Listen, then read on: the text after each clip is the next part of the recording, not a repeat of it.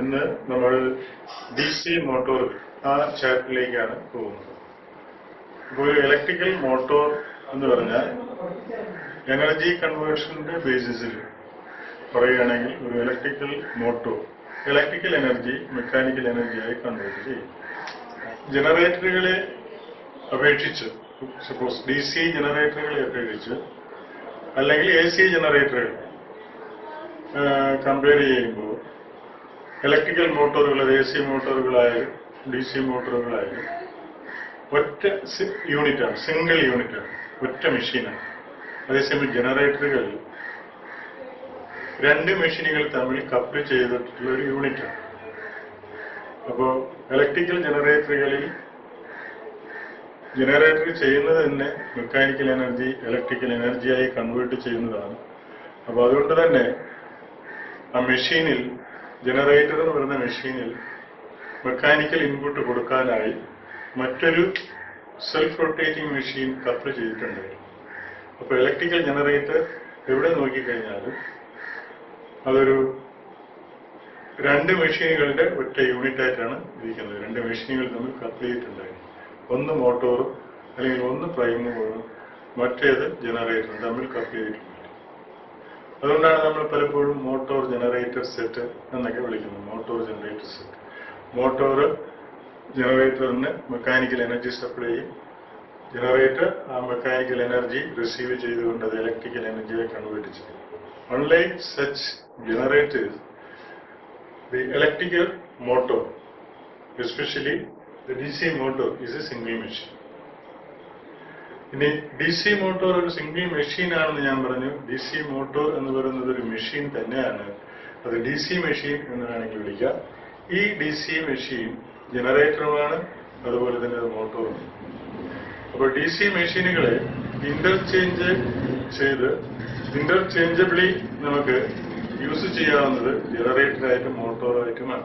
ഇപ്പോൾ DC മെഷീനെ മറ്റൊരു സെൽഫ് റൊട്ടേറ്റിംഗ് മെഷീനുമായി കപ്പിൾ ചെയ്തിട്ട് self rotating machine self rotating മെഷീനിലെ മെക്കാനിക്കൽ എനർജി സ്വീകരിച്ചുകൊണ്ട് ആ DC മെഷീൻ ഇലക്ട്രിക്കൽ ജനറേറ്ററായിട്ട് DC ജനറേറ്ററായിട്ട് വർക്ക് ചെയ്യും. അത് ഇലക്ട്രിക്കൽ ഔട്ട്പുട്ട് DC ഫോമിൽ തന്നെ. ഇനി അങ്ങനെയുള്ള ആ DC മെഷീനെ ആ പ്രൈം മൂവറിൽ നിന്നും നമ്മൾ അൺകപ്പിൾ ചെയ്തിട്ട് സിംഗിൾ മെഷീനാക്കി വെച്ചുകൊണ്ട് ആ സിംഗിൾ DC മെഷീനിൽ DC സോഴ്സിൽ നിന്നും electrical input DC power input ആ മെഷീനിലേക്ക് DC മെഷീനിലേക്ക് കൊടുക്കുമ്പോൾ DC സോഴ്സിലുള്ള ഇലക്ട്രിക്കൽ എനർജിയെ സ്വീകരിച്ചുകൊണ്ട് ആ മെഷീൻ മെക്കാനിക്കൽ എനർജി കറങ്ങും. അതിന്റെ സ്വന്തം നിലയ്ക്ക് കറങ്ങും. അപ്പോൾ അതിൽ നിന്ന് നമുക്ക് മെക്കാനിക്കൽ എനർജി ഔട്ട്പുട്ടാണ് കിട്ടുന്നത്. ഒരു DC മോട്ടോറിനെ സംബന്ധിച്ചിടത്തോളം DC മോട്ടോറുകൾ വർക്ക് ചെയ്യുന്നു. അതിന്റെ working principle, basic working principle electrodynamic principle. Electrodynamic action. Electrodynamic principle എന്ന് പറഞ്ഞു കഴിഞ്ഞാൽ ഒരു മാഗ്നറ്റിക് ഫീൽഡിൽ ഇരിക്കുന്ന കറണ്ട് ക്യാരിയിങ് കണ്ടക്ടറിൽ മെക്കാനിക്കൽ ഫോഴ്സ് സെറ്റപ്പ് ചെയ്യും എന്ന തത്വമാണ് ഇലക്ട്രോഡൈനാമിക് ആക്ഷൻ അല്ലെങ്കിൽ ഇലക്ട്രോഡൈനാമിക് പ്രിൻസിപ്പിൾ എന്ന് പറയുന്നത്. Whenever a current carrying conductor is existing in a magnetic field, it is acted upon by a mechanical force. ഇവിടെ ഞാൻ ഒരു മാഗ്നറ്റിക് ഫീൽഡ് കാണിച്ചിരിക്കുന്നത്. ഈ മാഗ്നറ്റിക് ഫീൽഡ് ക്രിയേറ്റ് ചെയ്യുന്നത് ഒരു നോർത്ത് പോളും മറ്റൊരു സൗത്ത് പോളുമാണ്. അപ്പോൾ നോർത്ത് പോളിനും സൗത്ത് പോളിനും ഇടയ്ക്കുള്ള ഈ ഏരിയ ഫീൽഡാണ്. അപ്പോൾ നോർത്ത് പോളിൽ നിന്ന് സൗത്ത് പോളിലേക്ക് മാഗ്നറ്റിക് ലൈൻസ് ഓഫ് ഫോഴ്സ് ഇങ്ങോട്ട് വരുന്നുണ്ട്. അതിൽ XY എന്ന ഒരു കണ്ടക്ടർ വെച്ചിരിക്കുന്നു. XY എന്ന കണ്ടക്ടറിൽ I ആംപിയർ കറണ്ട് ഫ്ലോ ചെയ്യാനുള്ള സംവിധാനം നമ്മൾ ചെയ്തിരിക്കുന്നു. അപ്പൊ XY എന്ന് പറയുന്നത് ഇപ്പോൾ it is not a mere conductor, but it is a current carrying conductor because it carries a current of 5 ampere. Facilities are done here to send a current of 5 ampere through this conductor XY. So XY is a current carrying conductor. അപ്പൊ എങ്ങനെയുള്ള current carrying conductor ഈ magnetic ഫീൽഡിൽ ഇരിക്കുമ്പോൾ ഇലക്ട്രോഡൈനാമിക് principle വെച്ചിട്ട് ഇതിലൊരു mechanical force ഉണ്ടാകും. Mechanical force. അപ്പോൾ ഈ മെക്കാനിക്കൽ ഫോഴ്സ് നമുക്ക് കണ്ടുപിടിക്കാനായിട്ട് ഒരു ഫോർമുലയുണ്ട്. BIL ഇത്രയും ന്യൂട്ടൺ ഫോഴ്സ് ആണ് ഇതുണ്ടാക്കുന്നത്, VIL ന്യൂട്ടൺ. അപ്പോ അല്ലെങ്കിൽ ആ പ്രിൻസിപ്പിൾ ഞാൻ ഒന്നുകൂടെ പറയാം.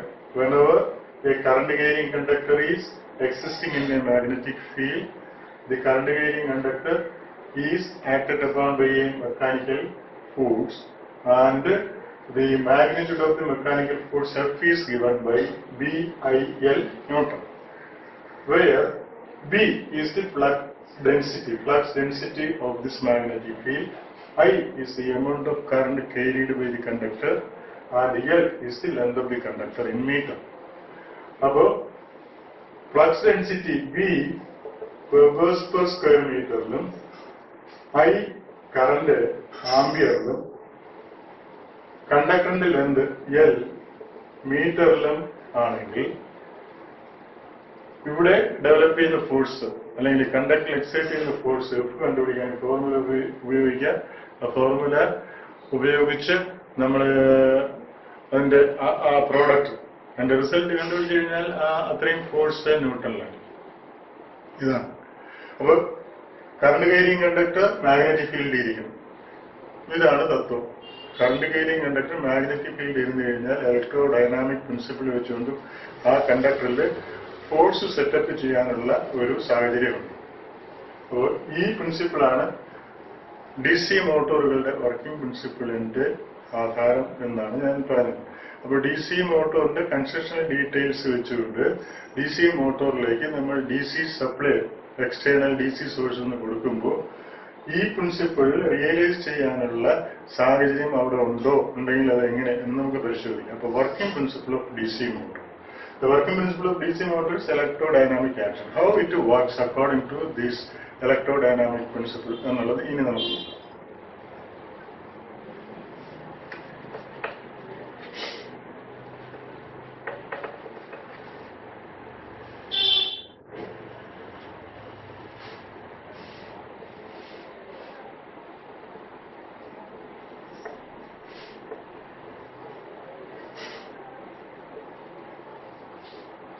Working of DC motor.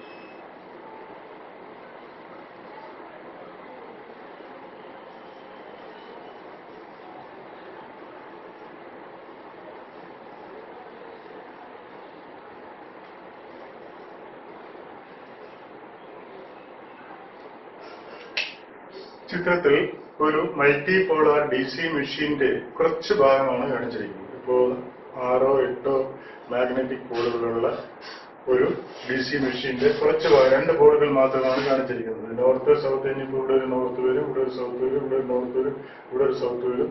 ഇങ്ങനെ മൊത്തം യോക്കിൽ അറേഞ്ച് ചെയ്തിരിക്കുന്ന ഓൾട്ടർനേറ്റ് മാഗ്നറ്റിക് പോളുകളും അവയ്ക്ക് തൊട്ട് താഴെ റൊട്ടേറ്റ് ചെയ്യുന്ന ആർമേച്ചറുമാണ്. ആർമേച്ചറിലെ കണ്ടക്ടറുകളാണ് ഇവ. ആർമേച്ചർ മാഗ്നറ്റിക് പോളുകളുടെ ജസ്റ്റ് ഒരു ക്ലിയറൻസ് കഴിഞ്ഞിട്ടാണ് താഴെ ഇങ്ങനെ ഇരിക്കുന്നത്. ആർമേച്ചർ കോറിൽ വൈൻഡ് ചെയ്തിരിക്കുന്ന ആർമേച്ചർ വൈൻഡിങ്ങുകളാണ്.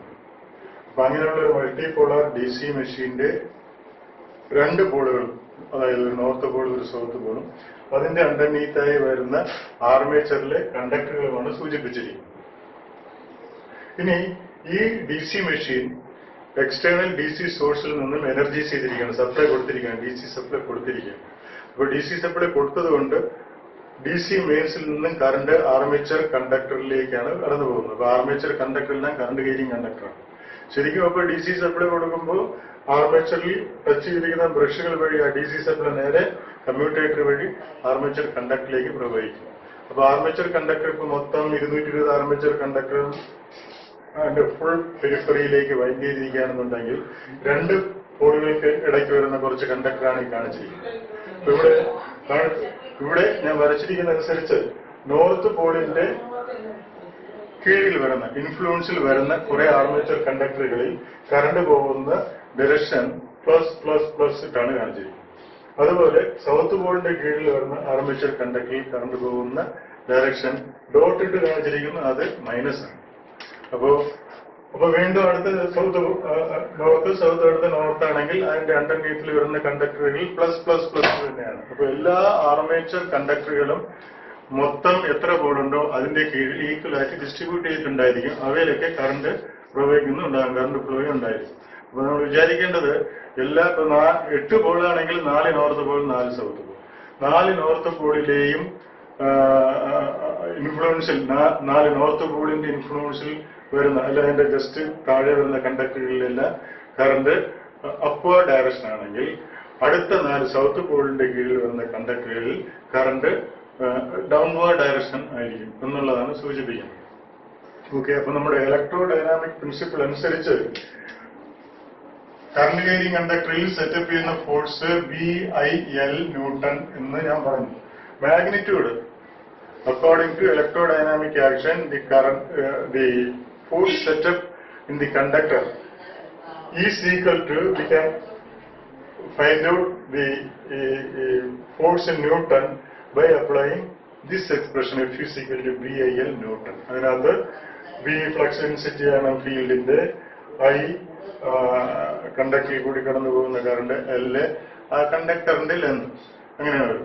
അപ്പോ ഫോഴ്സ് എന്ന് പറയുന്നത് ശരിക്കും അതൊരു വെക്ടർ ക്വാണ്ടിറ്റി ആയതുകൊണ്ട് ഫോഴ്സിന് മാഗ്നിറ്റ്യൂഡ് ഉണ്ട്, അതിപ്പോ കിട്ടിക്കഴിഞ്ഞു BIL ന്യൂട്ടൺ. അതുപോലെ ഫോഴ്സിന്റെ ഡയറക്ഷൻ കൂടെ പ്രധാനമാണ്. ഇപ്പൊ ഇലക്ട്രോ ഡൈനാമിക് ആക്ഷനില് കറണ്ട് ക്യാരിയിങ് കണ്ടക്ടറിൽ സെറ്റപ്പ് ചെയ്യുന്ന മെക്കാനിക്കൽ ഫോഴ്സിന് മാഗ്നിറ്റ്യൂഡ് ഉണ്ട്, ഡയറക്ഷൻ ഉണ്ട്. ഡയറക്ഷൻ കണ്ടുപിടിക്കാനായിട്ട് നമ്മൾ ഫ്ലെമിങ്സ് ലെഫ്റ്റ് ഹാൻഡ് റൂളാണ് ഉപയോഗിക്കുന്നത്. Fleming's left hand rule. Fleming's right hand rule മറ്റൊരിടത്ത് ഉപയോഗിച്ചിരുന്നു. അത് ഇലക്ട്രോ മാഗ്നറ്റിക് ഇൻഡക്ഷൻ വഴി ആർമേച്ചറിൽ ഇൻഡ്യൂസ് ചെയ്യുന്ന EMFന്റെ ഡയറക്ഷൻ കണ്ടുപിടിക്കാനാണ് ഫ്ലെമിങ്സ് റൈറ്റ് ഹാൻഡ് റൂൾ. അതുപോലെ തന്നെ ഫ്ലെമിങ്സ് ലെഫ്റ്റ് ഹാൻഡ് റൂൾ ഉണ്ട്. ഫ്ലെമിങ്സ് ലെഫ്റ്റ് ഹാൻഡ് റൂൾ ഉപയോഗിക്കുന്നത് ഇലക്ട്രോ ഡൈനാമിക് പ്രിൻസിപ്പിൾ വഴി കറണ്ട് ക്യാരിയിങ് കണ്ടക്ടറിലെ ഫോഴ്സിന്റെ ദിശ കണ്ടുപിടിക്കാൻ. Fleming's left hand. So now we can say that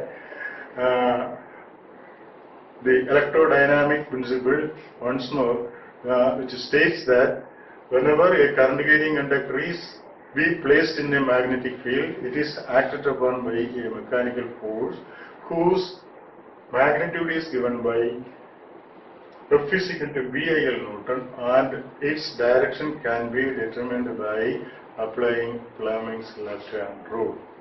അപ്പോൾ Fleming's left hand rule അനുസരിച്ച് ഇവിടെ ഓരോ current carrying കണ്ടക്ടറിന്റെയും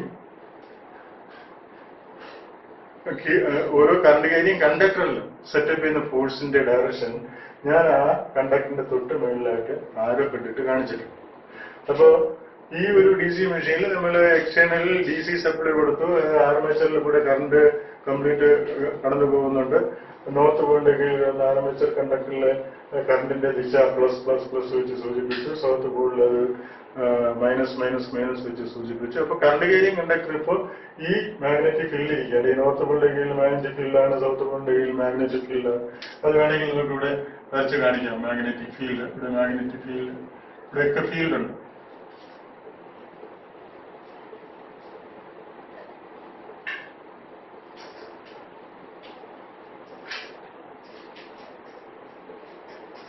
So here what actually happened is all the armature current carrying conductors are existing under north and south poles, and they are having their own mechanical forces set up on it, and the direction of force set up on each and every conductor is shown by arrowheads shown upward.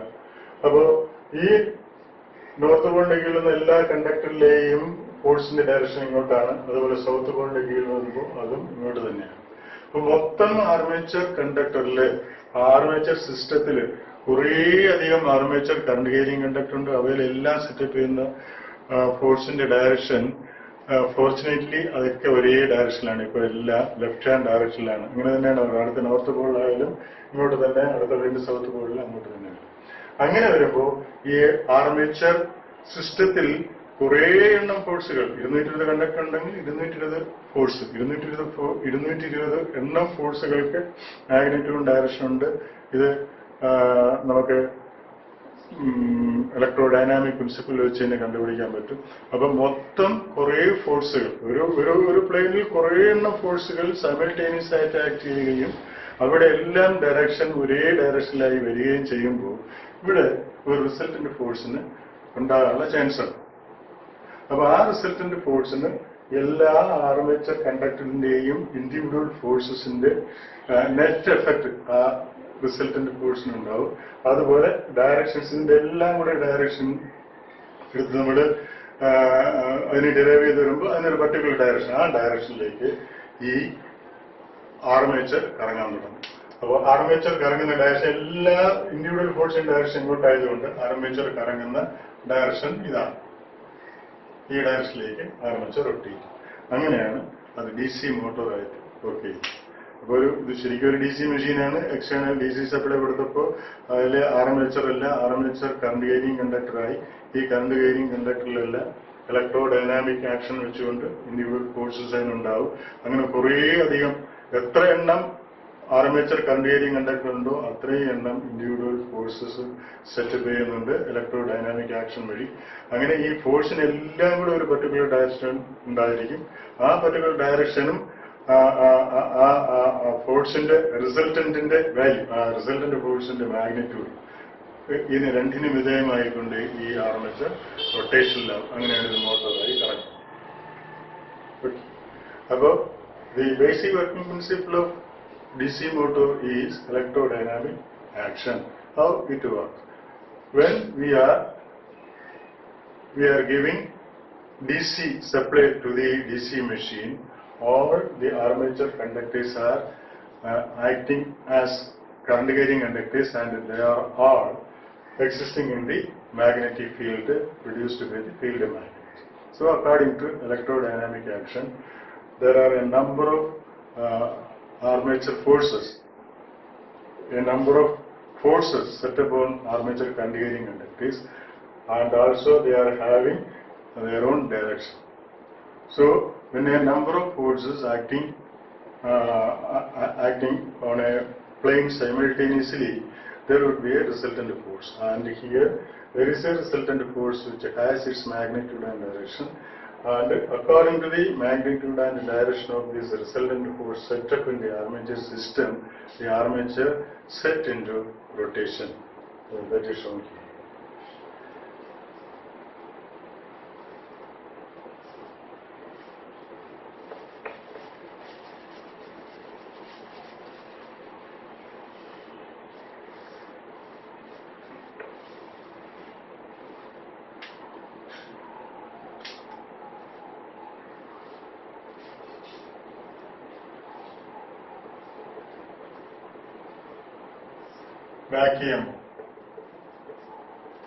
Back EMF EB. അതായത് DC machine അത് ജനറേറ്ററായിട്ട് work ചെയ്യും, വേണമെങ്കിൽ അത് മോട്ടോറായിട്ടും work ചെയ്യും. നമ്മൾ എങ്ങനെയാണ് ഒരു DC machine ഉപയോഗിക്കുന്നത് അതിനനുസരിച്ചാണ് അതിന്റെ ആക്ഷൻ. അപ്പോൾ ജനറേറ്ററായിട്ട് അത് വർക്ക് ചെയ്യണമെന്നുണ്ടെങ്കിൽ മെക്കാനിക്കൽ എനർജി അതിന് ഇൻപുട്ടായി കൊടുക്കണം. അതിനായി നമ്മൾ അതിനെ മറ്റൊരു സെൽഫ് റൊട്ടേഷൻ മെഷീനുമായി കപ്പിൾ ചെയ്യും. അപ്പൊ ആ സെൽഫ് റൊട്ടേറ്റിംഗ് മെഷീനിൽ നിന്ന് മെക്കാനിക്കൽ പവർ സ്വീകരിച്ചുകൊണ്ട് ഇലക്ട്രിക്കൽ പവർ ഔട്ട്പുട്ടായി തരുന്നതാണ് ജനറേറ്റിംഗ് ആക്ഷൻ. അതുപോലെ മോട്ടോറിംഗ് ആക്ഷൻ എന്ന് പറയുമ്പോൾ DC മെഷീനിലേക്ക് നമ്മളൊരു DC സോഴ്സിൽ നിന്നും ഇലക്ട്രിക്കൽ എനർജി ഇൻപുട്ടായി കൊടുക്കുമ്പോൾ അത് അതിന്റെ സ്വന്തം നിലയ്ക്ക് ഇലക്ട്രോ ഡൈനാമിക് ആക്ഷൻ എന്ന് പറയുന്ന ആക്ഷന് വിധേയമായിക്കൊണ്ട് അത് മോട്ടോറായി കറങ്ങുകയും അത് ആ കറങ്ങുന്ന എനർജി, അതായത് മെക്കാനിക്കൽ എനർജി നമുക്ക് തരികയും ചെയ്യും. ഇനി ഈ DC മോട്ടോർ അത് മോട്ടോറായിട്ട് മോട്ടോറിംഗ് ആക്ഷനിലായിരിക്കുമ്പോൾ ശരിക്കും സംഭവിക്കുന്നത് മെഷീനകത്ത് ആർമേച്ചർ കംപ്ലീറ്റ് കറങ്ങിക്കൊണ്ടിരിക്കും. ഒരു പർട്ടിക്കുലർ സ്പീഡിൽ ആർമേച്ചർ കറങ്ങിക്കൊണ്ടിരിക്കും. ആർമേച്ചർ കറങ്ങിക്കൊണ്ടിരിക്കുക എന്ന് പറഞ്ഞാൽ ആർമേച്ചറിലെ കറണ്ട് കാരിയും കണ്ടക്ടർ കറക്കുകയാണ്. ആർമേച്ചറിലെ കറണ്ട് കാരിയും കണ്ടക്ടറിനൊക്കെ അതിന്റെ സ്വന്തം നിലയ്ക്ക് ഫോഴ്സും ഉണ്ട്. ആ ഫോഴ്സ് ഉണ്ടാകാനുള്ള ഒരു റീസൺ എന്ന് പറയുന്നത് എക്സ്റ്റേണലി നമ്മൾ അതിലേക്ക് കൊടുത്ത DC കറണ്ടാണ്. അപ്പൊ അത് DC കറണ്ടിനെ വഹിക്കുകയും അത് ആർമേച്ചർ കണ്ടക്ടറായി തീരുകയും ചെയ്തത് കൊണ്ടാണ് ഇലക്ട്രോ ഡൈനാമിക് ആക്ഷന് വിധേയമായിക്കൊണ്ടത് കറങ്ങുന്നത്. എന്നാൽ ഈ DC മെഷീനിൽ കണ്ടക്ടറിൽ കറങ്ങുന്നു, കണ്ടക്ടേഴ്സ് കറങ്ങുന്നു, മാഗ്നറ്റിക് ഫീൽഡിൽ കണ്ടക്ടർ കറങ്ങുന്നു, മാഗ്നറ്റിക് ഫീൽഡിൽ കണ്ടക്ടർ ചലിക്കുന്നു എന്നുള്ള ആ ഒരു ഫാക്ട് വെച്ചുകൊണ്ട്, ആ ഒരു സത്യം അവിടെ നിലനിൽക്കുന്നു എന്നുള്ളത് വെച്ചുകൊണ്ട് ഇലക്ട്രോ മാഗ്നറ്റിക് ഇൻഡക്ഷൻ കൂടെ അവിടെ സംഭവിക്കും. ഇപ്പൊ ഇലക്ട്രോ മാഗ്നറ്റിക് ഇൻഡക്ഷൻ എന്ന് പറഞ്ഞാൽ ഒരു മാഗ്നറ്റിക് ഫീൽഡിൽ കണ്ടക്ടർ ചലിക്കും. ഒരു മാഗ്നറ്റിക് ഫീൽഡിൽ കണ്ടക്ടർ ചലിക്കുമ്പോൾ ആ കണ്ടക്ടറിൽ പതിക്കുന്ന മാഗ്നറ്റിക് ഫ്ലക്സിൽ വ്യത്യാസം വന്നാൽ അതിൽ ഇൻഡ്യൂസ് EMF ഉണ്ടാവും. That is electro magnetic induction. Whenever the magnetic flux linking with a conductor changes, an EMF is induced in it.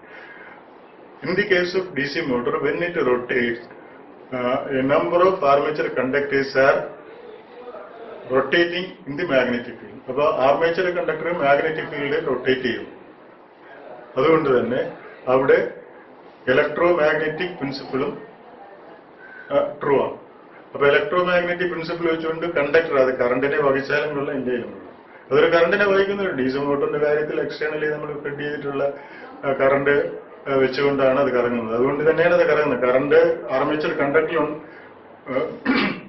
Circulate ചെയ്തത് കാരണം കൊണ്ടാണ് അത് കറങ്ങുന്നത്. പക്ഷെ അത് കറങ്ങുമ്പോൾ പോലും കണ്ടക്ടർ മാഗ്നറ്റിക് ഫീൽഡിൽ കറങ്ങിയാൽ ഇൻഡ്യൂസ് EMF ഉണ്ടാകണം എന്നുള്ള തത്വം അവിടെയും ട്രൂ ആണ്. അവിടെ അതില്ലാതെ പോകുന്നില്ല. അപ്പോൾ ഇലക്ട്രോ ഡൈനാമിക് ആക്ഷൻ മോട്ടോറായി കറങ്ങുന്നു, ഒപ്പം ഇലക്ട്രോ മാഗ്നറ്റിക് ഇൻഡക്ഷൻ പ്രിൻസിപ്പിളും കൂടെ അവിടെ റിയലൈസ് ചെയ്യും. അപ്പൊ ആ കണ്ടക്ടർ മാഗ്നറ്റിക് ഫീൽഡിൽ കറങ്ങുന്നു എന്നുള്ളത് കൊണ്ട് തന്നെ ആ കണ്ടക്ടറിൽ പുതുതായി വീണ്ടും ഒരു EMF ഇൻഡ്യൂസ് ചെയ്യും. അത് ഡൈനാമിക്കലി ഇൻഡ്യൂസ് EMF ആണ്, ജനറേറ്ററിൽ സംഭവിക്കുന്ന പോലെ തന്നെ. പക്ഷെ ഇവിടെ നമ്മൾ മോട്ടോറിംഗ് ആക്ഷന് വേണ്ടിയിട്ടാണ് മെഷീൻ ഉപയോഗിക്കുന്നത്. ആ മോട്ടോറിംഗ് ആക്ഷൻ എന്ന് പറയുന്ന power output, rotating power output, അതിന്റെ ടോർക്ക്, അതുപോലെ അതിന്റെ മെക്കാനിക്കൽ പവർ ഔട്ട്പുട്ട് ഒക്കെ മറ്റൊരു യൂസ്ഫുൾ പർപ്പസിന് വേണ്ടി നമ്മൾ ഉപയോഗിക്കുന്നു എങ്കിൽ പോലും മാഗ്നറ്റിക് ഫീൽഡ് കണ്ടക്ടർ ചലിക്കുമ്പോൾ ഉണ്ടാകുന്ന ഇൻഡ്യൂസ് EMF അതിനകത്ത് ഉണ്ടാകാതിരിക്കാൻ വയ്യ, അതുണ്ടാവുകയും ചെയ്യും. എക്സ്റ്റേണൽ നമ്മുടെ കറണ്ട് അത് കൊടുത്തിട്ടുണ്ട് എങ്കിൽ പോലും അതുണ്ടാവും. ആ ഇൻഡ്യൂസ്ഡ് EMF, ആ ഡൈനാമിക്കൽ ഇൻഡ്യൂസ്ഡ് EMF, ഈ ഇൻഡ്യൂസ്ഡ് EMF എന്ന് പറയുന്നത് ഇത് ജനറേറ്റ് ആയി വർക്ക് ചെയ്യുമ്പോൾ സംഭവിക്കുന്നത് തന്നെയാണ്. ഇലക്ട്രോ മാഗ്നറ്റിക് ഇൻഡക്ഷൻ വഴി തന്നെയാണ് അതിൽ ഇൻഡ്യൂസ്ഡ് EMF ഉണ്ടാകുന്നത്. ആ ഇൻഡ്യൂസ്ഡ് EMF-നെയാണ് നമ്മൾ ബാക്ക് EMF എന്ന് പറയുന്നത്. Back EMF. അപ്പൊ ഒരു റൊട്ടേറ്റ് ചെയ്യുന്ന DC മോട്ടോറിന്റെ ആർമേച്ചർ കണ്ടക്ടറിൽ ഇലക്ട്രോ മാഗ്നറ്റിക് ഇൻഡക്ഷൻ പ്രിൻസിപ്പിൾ വെച്ചുകൊണ്ട് ഇൻഡ്യൂസ് ചെയ്യുന്ന EMF-നെ നമ്മൾ ബാക്ക് EMF എന്ന് പറയും. അതിനെ ബാക്ക് EMF അല്ലെങ്കിൽ കൗണ്ടർ EMF എന്ന് വിളിക്കാൻ കാര്യം, അതിൽ നമ്മൾ എക്സ്റ്റേണലായിട്ട് കൊടുത്തിരിക്കുന്ന, അത് മോട്ടോറായി കറങ്ങാൻ വേണ്ടിയിട്ട് നമ്മൾ എക്സ്റ്റേണലായി കൊടുത്തിരിക്കുന്ന ഒരു അപ്ലൈഡ് EMF ഉണ്ട്, അപ്ലൈഡ് വോൾട്ടേജ്. ആ അപ്ലൈഡ് വോൾട്ടേജിനെ ഒപ്പോസ് ചെയ്യുന്ന, അല്ലെങ്കിൽ അപ്ലൈഡ് വോൾട്ടേജിന്റെ ഡയറക്ഷൻ ഓപ്പോസിറ്റ് ഡയറക്ഷനിലുള്ള ഒരു വോൾട്ടേജാണ് DC മോട്ടോറിന്റെ റൊട്ടേറ്റിംഗ് ആർമേച്ചർ കണ്ടക്ടറിൽ ഇൻഡ്യൂസ് ചെയ്യുന്നത്. അതുകൊണ്ടാണ് അതിനെ ബാക്ക് EMF എന്ന് പറയുന്നത്. Back EMF.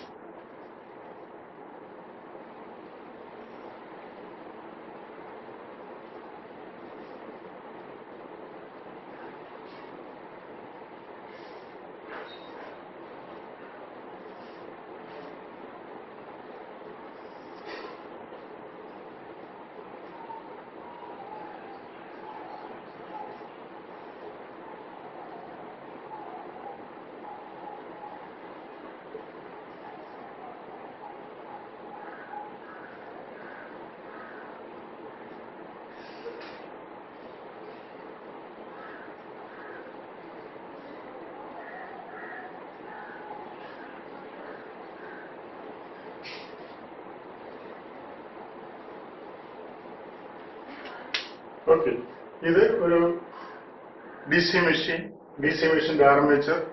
ആ DC മെഷീന്റെ ആർമേച്ചറിലേക്ക് നമ്മൾ എക്സ്റ്റേണലി ഒരു വോൾട്ടേജ് അപ്ലൈ ചെയ്തിരിക്കുന്നു, V, external applied voltage, applied voltage എന്ന് പറയാം. അപ്പൊ ഈ അപ്ലൈഡ് വോൾട്ടേജ് DC സോഴ്സിൽ നിന്ന് നമ്മൾ കൊടുത്ത ഈ അപ്ലൈഡ് വോൾട്ടേജ് ഇതിനകത്തൂടെ IA എന്ന കറണ്ടിനെ സർക്കുലേറ്റ് ചെയ്യുന്നു, IA. അപ്പൊ IA എന്ന് പറയുന്ന ആർമേച്ചർ കറണ്ടും താഴേക്കാണ്.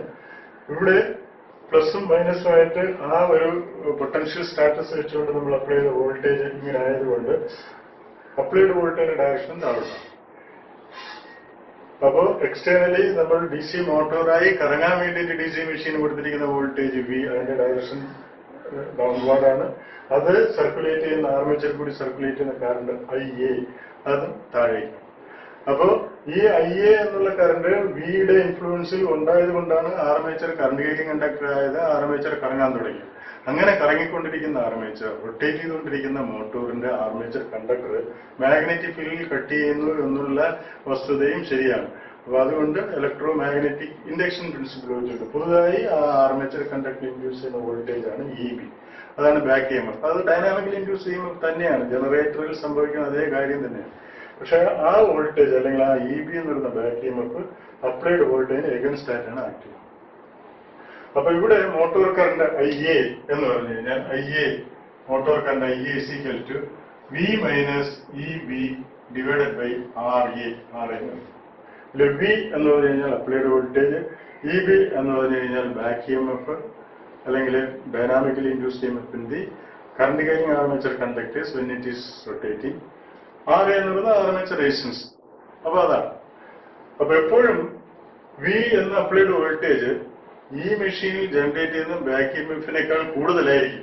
അതുകൊണ്ട് തന്നെയാണ് അതിനെ അപ്ലൈഡ് വോൾട്ടേജ് എപ്പോഴും ബാക്ക് EMF-നേക്കാൾ കൂടുതൽ എമൗണ്ടാണ് നമ്മൾ അപ്ലൈ ചെയ്യുന്നത്. അതുകൊണ്ട് തന്നെയാണ് ഒരു നെറ്റ് വോൾട്ടേജ് ആർമേച്ചറിൽ എക്സിസ്റ്റ് ചെയ്യുന്നതും ആ നെറ്റ് വോൾട്ടേജിന്റെ ഇൻഫ്ലുവൻസിൽ IA എന്ന് പറയുന്ന ആർമേച്ചർ കറണ്ടിനെ അത് റീറ്റെയിൻ ചെയ്യുന്നത്. അപ്പൊ IA എന്ന് പറയുന്ന ആർമേച്ചർ കറണ്ട് എക്സിസ്റ്റ് ചെയ്യുന്നിടത്തോളമാണ് അത് മോട്ടോറായിട്ട് വർക്ക് ചെയ്യുന്നത്. അപ്പോഴേ കറങ്ങുന്നുള്ളൂ, അപ്പോഴേ ഫോഴ്സ് ഉള്ളൂ.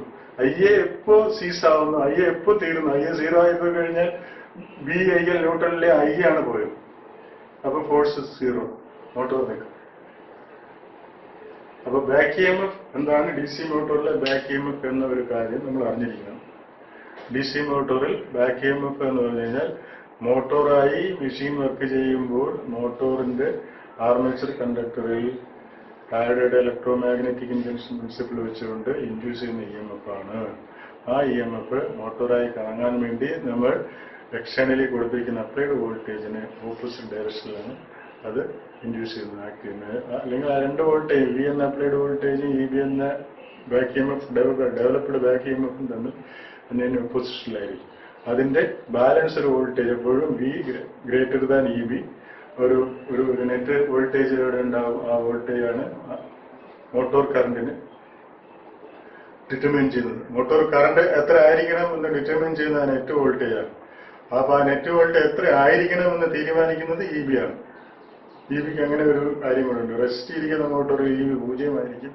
അന്നേരം V/RA എന്നുള്ള ആ ഒരു ഇത് വെച്ചിട്ട് V - EB/RAയില് റെസ്റ്റ് ഇരിക്കുന്ന മോട്ടോറിൽ EB 0, അപ്പൊ V/RA അപ്പോഴാണ് ഏറ്റവും കൂടിയ കറണ്ട് മോട്ടോർ ഡ്രൈവ് ചെയ്യുന്നത്.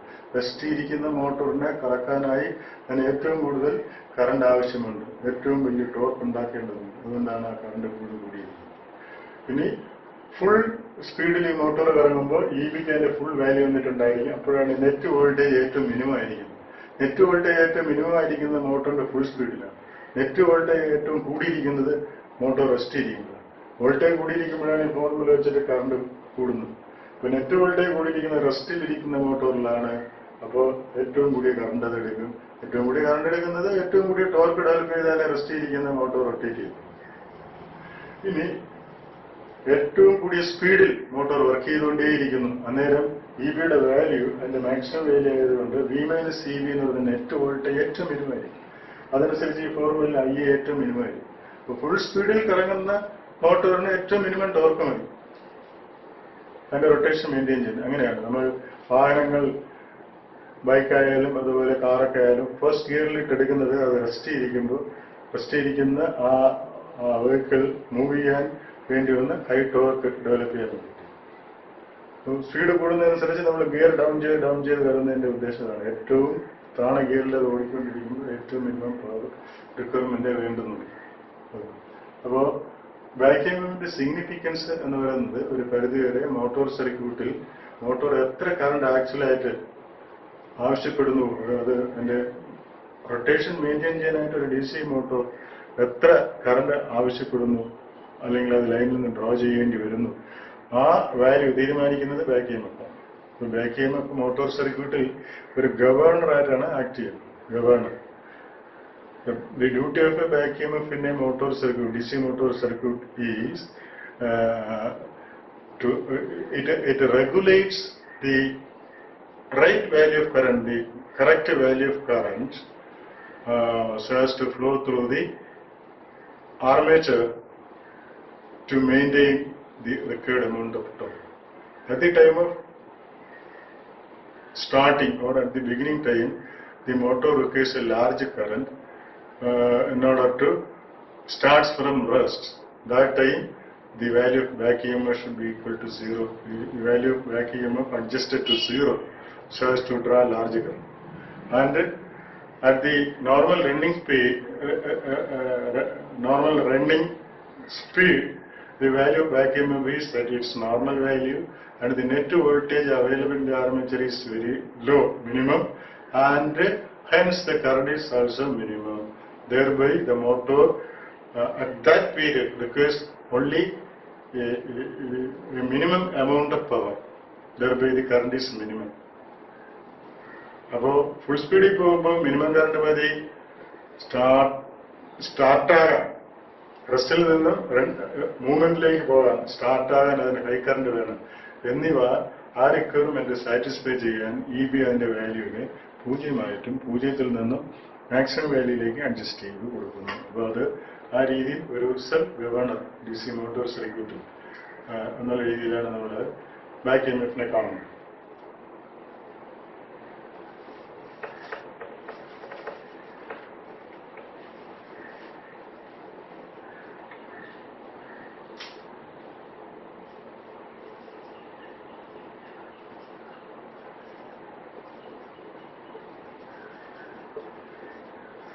Types of DC Motors.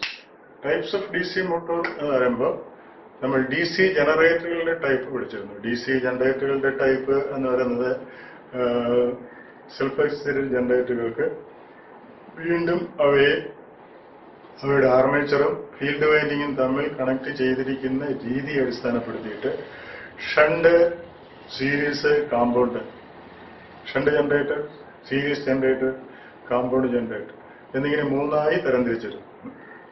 അങ്ങനെ 3ആയി തരംതിരിച്ച ഫീൽഡിന്റെയും ആർമേച്ചറിന്റെയും കണക്ഷനെ വെച്ചുകൊണ്ട് തന്നെ മോട്ടോറുകളിലും 3 തരം മോട്ടോറുകളുണ്ട്. DC മോട്ടോറുകൾ എന്ന് വിചാരിക്കും. Shunt motor, series motor, compound motor. DC shunt motor, DC series motor, DC compound motor. അപ്പോൾ ഷണ്ട് മോട്ടോർ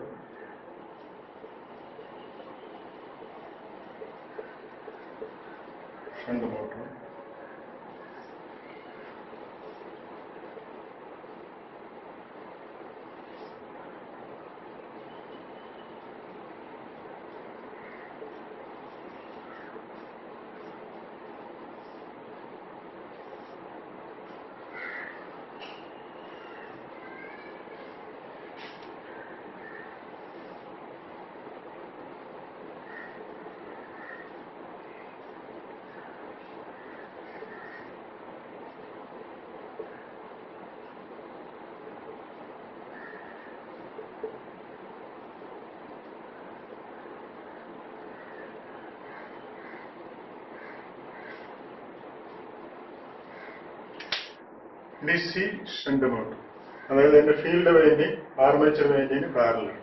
അതാണ് DC ഷണ്ട് മോട്ടോറിന്റെ ഫീൽഡും ആർമേച്ചറും തമ്മിലുള്ള കണക്ഷൻ. ഇവിടെ അതിന്റെ ലോഡ്, അതിന്റെ മോട്ടോർ ടെർമിനലിലേക്ക് DC സപ്ലൈ കൊടുത്തിരിക്കുന്നു. DC supply V applied voltage ആണ്. അങ്ങനെ വരുമ്പോൾ ഇവിടെ IA ആർമേച്ചർ കറന്റ്, അതുപോലെ V വോൾട്ടേജ്, ഇവിടെ EB ബാക്ക് ചെയ്യുന്നു. ഈ രീതിയിലാണ് പോകുന്നത്. ഇത് shunt resistance, shunt field resistance RS. അപ്പോൾ ഷണ്ട് മോട്ടോറുകളിൽ ഫീൽഡ് വൈൻഡിങ്ങും ആർമേച്ചർ വൈൻഡിങ്ങും തമ്മിൽ പാരലായിട്ട് കണക്ട് ചെയ്തിരിക്കും. സപ്ലൈ വോൾട്ടേജ് അല്ലെങ്കിൽ അപ്ലൈഡ് വോൾട്ടേജ് ഇവിടെ അപ്ലൈ ചെയ്ത് കഴിഞ്ഞാൽ ഷണ്ട് ഫീൽഡ് വൈൻഡിങ്ങിലെ വോൾട്ടേജ് അത് തന്നെയാണ് മോട്ടോറിന്. അപ്പോൾ motor current I, line current I ഇവിടെ വന്നിട്ട് ഒരു ചെറിയ ഒരു 5%-നകത്തുള്ള കറണ്ട് ഷണ്ട് ഫീൽഡിലേക്ക് പോകും, ബാക്കിയുള്ളത് ആർമേച്ചർ കറണ്ടായിട്ടും മോട്ടോറിലേക്ക് പോകും. അപ്പോൾ ഇവിടെ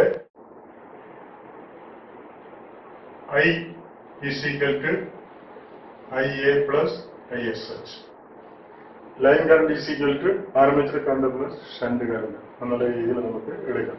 ഷണ്ട് മോട്ടോറുകളുടെ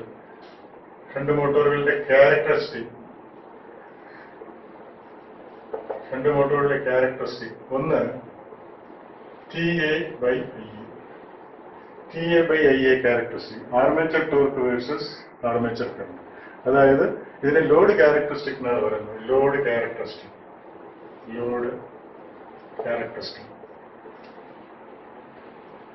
TA വേഴ്സസ് IA. അതായത്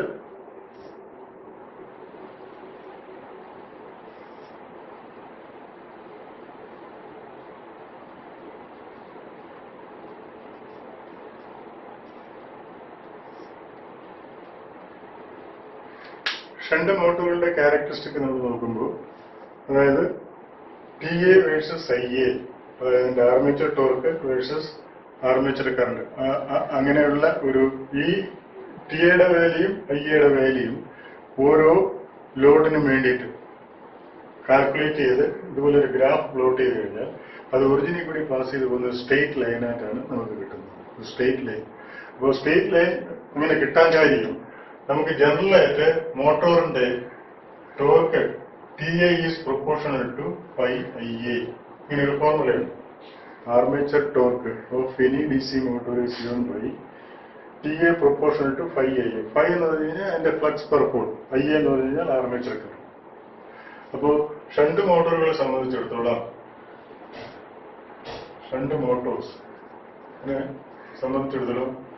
pi proportional to IA. Shunt മോട്ടോറുകളെ സംബന്ധിച്ചിടത്തോളം phi approximately constant. ഷണ്ട് മെഷീനുകൾ കോൺസ്റ്റന്റ് ഫ്ലക്സ് ഉള്ള മെഷീനുകൾ. അപ്പൊ കോൺസ്റ്റന്റ് ഫ്ലക്സ് ഉള്ള മെഷീനുകൾ എന്ന് പറയുമ്പോൾ TA ഇത് കോൺസ്റ്റന്റ് ആയിരിക്കുമ്പോൾ TA proportional to IA എന്നിങ്ങനെ TA proportional to IA.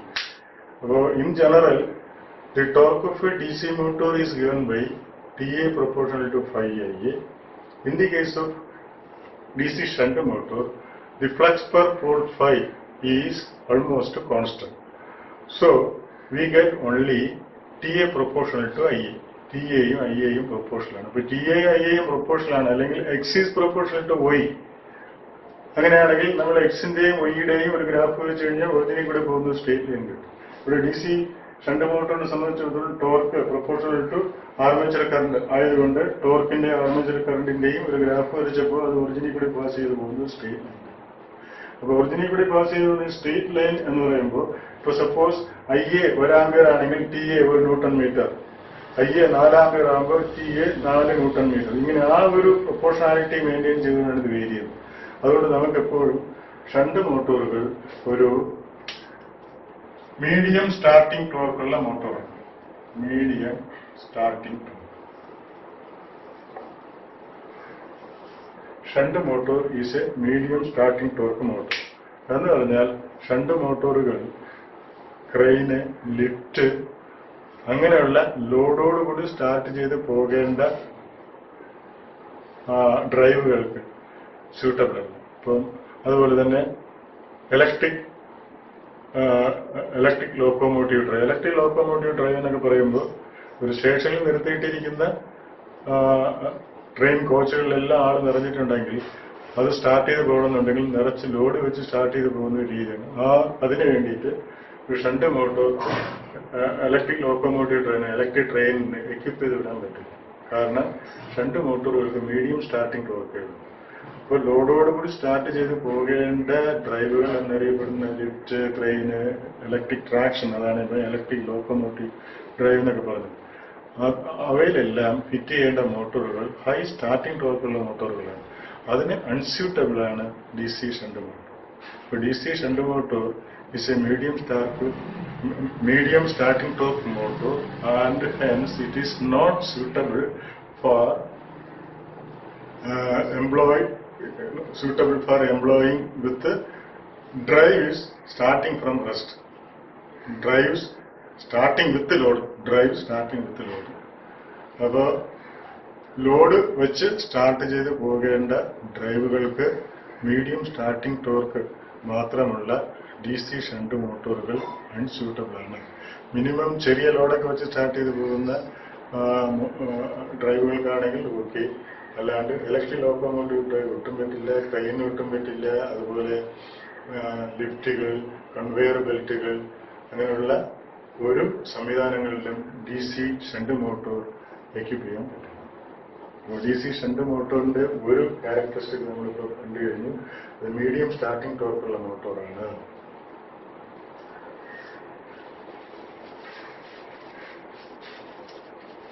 ഇനി രണ്ടാമത്തെ ക്യാരക്ടറിസ്റ്റിക് N/I. എന്നാന്ന് പറഞ്ഞാൽ സ്പീഡ്. അപ്പൊ ഇത് speed characteristic, load characteristic, speed characteristic. അപ്പോൾ ഒരു ഡി സി മോട്ടോർ ആയാലും എ സി മോട്ടോർ ആയാലും ആ മോട്ടോർ ഏത് ആപ്ലിക്കേഷന് നമുക്ക് സജസ്റ്റ് ചെയ്യാം എന്ന് നമ്മൾ തീരുമാനിക്കുന്നത് അതിന്റെ ലോഡ് ക്യാരക്ടറിസ്റ്റിക്കും പ്രധാനമായിട്ട് സ്പീഡ് ക്യാരക്ടറിസ്റ്റിക്കും വെച്ചുകൊണ്ടാണ്. വേറെ ക്യാരക്ടറിസ്റ്റിക്കുകളൊക്കെ കൺസിഡർ ചെയ്യാറുണ്ട്, എങ്കിലും ഏറ്റവും പ്രധാനമായിട്ട് ലോഡ് ക്യാരക്ടറിസ്റ്റിക്കും സ്പീഡ് ക്യാരക്ടറിസ്റ്റിക്കും. അതിൽ ലോഡ് ക്യാരക്ടറിസ്റ്റിക് പറഞ്ഞപ്പോൾ നമ്മളതൊരു മീഡിയം സ്റ്റാർട്ടിംഗ് ടോർക്ക് മോട്ടോറാണ് ഡി സി ഷണ്ട് മോട്ടോർ എന്ന് പറഞ്ഞു കഴിഞ്ഞു. അപ്പോൾ ലോഡ് വെച്ചുകൊണ്ട്, വലിയ ലോഡുകളൊക്കെ വെച്ചുകൊണ്ട് സ്റ്റാർട്ട് ചെയ്ത് പോകുന്ന ഡ്രൈവുകൾക്ക് അൺസ്യൂട്ടബിൾ. ഇനി എങ്ങനെയാണ് അതിന്റെ സ്പീഡും ലോഡും എന്നുള്ളത് നോക്കാം. Speed, load. അതായത് ഡി സി മോട്ടോറുകളെ സംബന്ധിച്ച് N is inversely proportional to flux per pole. ഇങ്ങനെ ഒരു നിയമമുണ്ട്. എല്ലാ ഡി സി മോട്ടോറുകളുടെയും സ്പീഡ് എന്ന് പറയുന്നത് അതിന്റെ ഫ്ലക്സ് പെർ പോളിന് ഇൻവേഴ്സ്ലി പ്രൊപ്പോർഷണൽ ആണ്. അപ്പൊ അങ്ങനെ വരുമ്പോൾ ഞാൻ നേരത്തെ പറഞ്ഞു, ഡി സി ഷണ്ട് മോട്ടോറിനെ സംബന്ധിച്ചിടത്തോളം അതിന്റെ സ്പീഡ് അതിന്റെ ഫ്ലക്സിനെ ആണ് ഡിപ്പെൻഡ് ചെയ്യുന്നത്. പക്ഷെ അതിന്റെ ഫ്ലക്സ് എപ്പോഴും അപ്രോക്സിമേറ്റ്ലി കോൺസ്റ്റന്റ് ആണ്. ഫ്ലക്സ് അപ്രോക്സിമേറ്റ്ലി കോൺസ്റ്റന്റ് എന്ന് പറഞ്ഞാൽ അതിനർത്ഥം നോ ലോഡിൽ എത്ര എമൗണ്ട് ആണ് ഫ്ലക്സ്, അത് തന്നെയായിരിക്കും ഹാഫ് ലോഡിലും, അത് തന്നെയായിരിക്കും ക്വാർട്ടർ ലോഡിലും, അത് തന്നെയായിരിക്കും 3/4 ലോഡിലും, അത് തന്നെയായിരിക്കും ഫുൾ ലോഡിലും. പിന്നെ ഇത്തിരി ഓവർലോഡ് ആയാലും ഈ ഫ്ലക്സ് എന്ന് പറയുന്നതിന്റെ വാല്യൂ അങ്ങനെ വ്യത്യാസം വരുന്നില്ല. ചെറിയ ഒരു 2, 3, മാക്സിമം 5% ഫ്ലക്സ് വേരിയേഷൻ സംഭവിക്കുന്നെങ്കിലും അതൊരു കാര്യമായ ഫ്ലക്സ് വേരിയേഷൻ ഉള്ള മെഷീൻ അല്ല ഷണ്ട് മോട്ടോറുകൾ എന്ന് തീരുമാനിച്ചതുകൊണ്ട് നമ്മൾ അപ്രോക്സിമേറ്റ്ലി കോൺസ്റ്റന്റ് ഫ്ലക്സ് ഉള്ള മെഷീൻ എന്ന് പറയുന്നു. അപ്പൊ അതുകൊണ്ട് തന്നെ ഈ ഫോർമുല വെച്ച് നോക്കുമ്പോൾ ഫൈ ഓൾമോസ്റ്റ് കോൺസ്റ്റന്റ് ആണെങ്കിൽ എന്നും കോൺസ്റ്റന്റ് ആണ്. N is also constant. അപ്പോ എല്ലാ ഡി സി ഷണ്ട് മോട്ടോറുകളും അപ്രോക്സിമേറ്റ്ലി കോൺസ്റ്റന്റ് സ്പീഡുള്ള മോട്ടോറുകളാണ്. അപ്പൊ അപ്രോക്സിമേറ്റ്ലി കോൺസ്റ്റന്റ് സ്പീഡുള്ള മോട്ടോർ എന്ന് പറയുമ്പോൾ ഒരു D C shunt motor no ലോഡിൽ എത്ര RPM ആണോ അത് തന്നെയായിരിക്കും അതിൽ ഗ്രാജുവലായിട്ട് നമ്മൾ ലോഡ് ചെയ്ത് ഒരു ഹാഫ് ലോഡിലേക്ക് വരുമ്പോൾ, ഒരു 50% ലോഡിലേക്ക് വരുമ്പോഴും നോ ലോഡിൽ കണ്ട സ്പീഡ് തന്നെയായിരിക്കും അത്.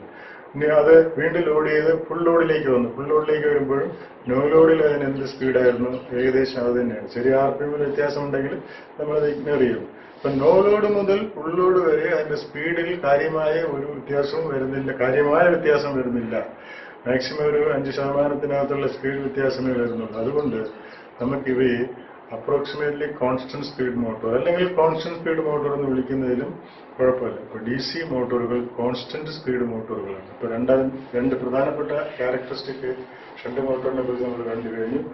ഒന്ന്, അതൊരു മീഡിയം സ്റ്റാർട്ടിംഗ് ടോർക്ക് മോട്ടോറാണ്.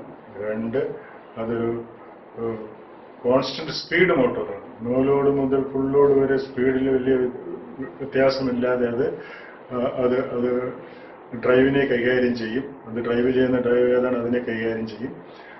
അതുപോലെ തന്നെ മീഡിയം സ്റ്റാർട്ടിംഗ് ടോർക്കുള്ള മോട്ടോർ ആയതുകൊണ്ട് വലിയ ലോഡൊക്കെ വെച്ചിട്ട് തുടക്കത്തിൽ തന്നെ അത് സ്റ്റാർട്ടപ്പ് ചെയ്ത് പോകാൻ വിസമ്മതിക്കുന്ന മോട്ടോറാണ്. അപ്പോൾ അത് unsuitable, motor is unsuitable to equip with drives starting with load വെച്ചുകൊണ്ട് സ്റ്റാർട്ട് ചെയ്യുന്ന ഡ്രൈവുകൾക്ക് പറ്റത്തില്ല. അപ്പോൾ ഇലക്ട്രിക് ട്രെയിൻ, ലിഫ്റ്റുകൾ, അതുപോലെ കൺവെയർ ബെൽറ്റുകൾ, ക്രെയിനുകൾ, അങ്ങനെയൊക്കെ സ്റ്റാർട്ട് ചെയ്യുമ്പോൾ തന്നെ ലോഡോട് കൂടി സ്റ്റാർട്ട് ചെയ്ത് പോകാനുള്ള അത്തരം ഡ്രൈവുകൾ നമ്മൾ ഷണ്ട് മോട്ടോർ ഉപയോഗിക്കുന്നില്ല.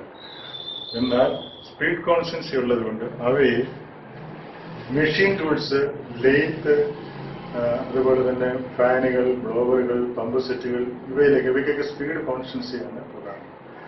ഒരു ഫാനിനായാലും ബ്ലോവറിനായാലും, അതുപോലെ റെസിപ്രോക്കേറ്റിംഗ് പമ്പ്, സെൻട്രിഫ്യൂഗൽ പമ്പ്, അതുപോലെ ഫ്ലവർ മില്ല്, ഇങ്ങനെയുള്ള മില്ലുകൾ, ഇവയിലൊക്കെ സ്പീഡ് കോൺസ്റ്റൻസി അത്യാവശ്യമാണ്. മെഷീൻ ടൂൾസിന് വളരെ പ്രധാനമായിട്ട് സ്പീഡ് കോൺസ്റ്റൻസി വേണം. ലെയ്ത്തുകൾക്ക് സ്പീഡ് കോൺസ്റ്റൻസി വേണം. അപ്പോൾ അങ്ങനെയുള്ള ഡ്രൈവുകൾക്ക് കൊള്ളും. അപ്പോൾ DC ഷണ്ട് മോട്ടോർ ലോഡ് ഇല്ലാതെ സ്റ്റാർട്ട് ചെയ്ത് പോകാൻ പറ്റുന്ന ഡ്രൈവുകൾ, അതുപോലെ അപ്രോക്സിമേറ്റ്ലി കോൺസ്റ്റന്റ് സ്പീഡ് വേണം എന്നുള്ള മോട്ടോർ, അവിടെയാണ് ഉപയോഗിക്കുന്നത്.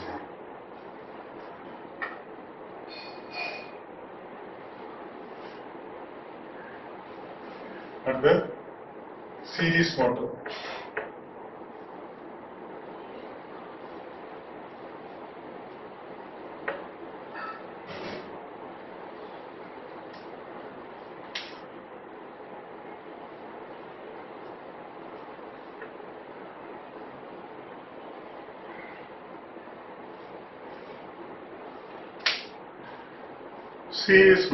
സീരീസ് മോട്ടോറുകളിൽ അവരുടെ ഫീൽഡ് വൈൻഡിങ് ആർമേച്ചറിന് സീരീസാണ്.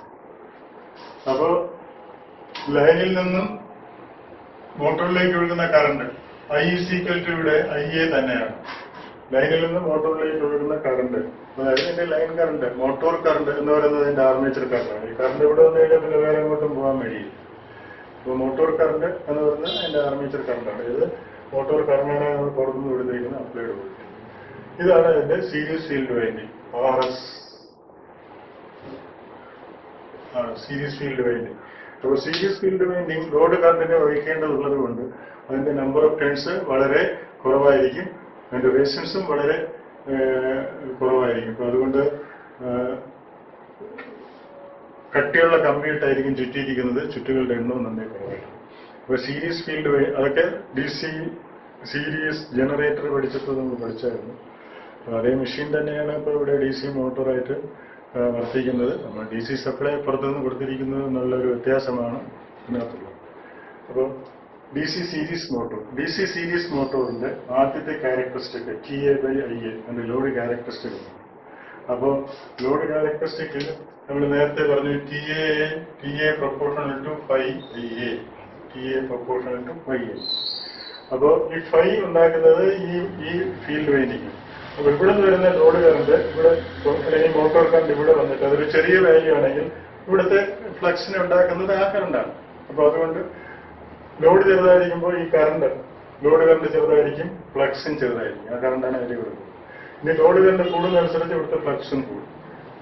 അപ്പോൾ ലോഡ് കറണ്ട് കൂടി വരുമ്പോൾ ഫ്ലക്സ് എല്ലായ്പ്പോഴും ഒന്നും കൂടത്തില്ല. ഫ്ലക്സ് ഒരു പർട്ടിക്കുലർ ലോഡ് കറണ്ട് വരെ മാത്രമേ ഗ്രോ ചെയ്യൂ.